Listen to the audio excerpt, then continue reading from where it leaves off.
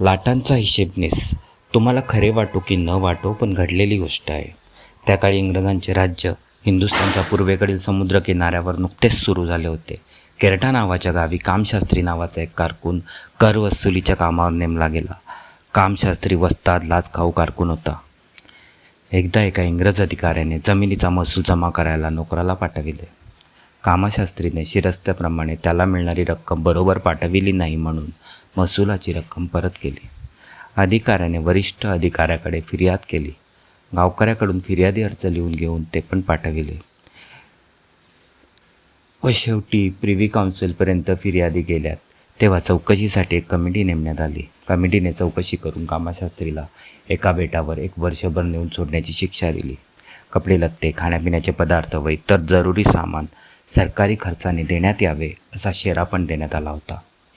रिपोर्टाची एक प्रत कामशास्त्रीकडे सूचनेसाठी आली व त्याबरोबर एक पत्र होते की सामानाची यादी पाठवावी. कामशास्त्रीने इतर पदार्थांबरोबर 10 रिम कागद, दौती, टाक वगैरे पण पाठवून देण्यास लिहिले. कामशास्त्री ते सर्व सामान घेऊन बेटावर पोचला. त्याने हिशेबाच्या मोठ्या मोठ्या वह्या शिवून घेतल्या. एक वही घेऊन तो प्रत्येक 5 मिनिटात किती लाटा आल्या व किती लाटा गेल्या याचा हिशोब लिहू लागला. 15-20 दिवसात वही भरू केली. ती ठेवून देऊन एक कोरी वही घेऊन पुन्हा लिहित बसला. 20व्या दिवशी ईस्ट इंडिया कंपनीचे एक जहाज त्या बेटाला येऊन लागले.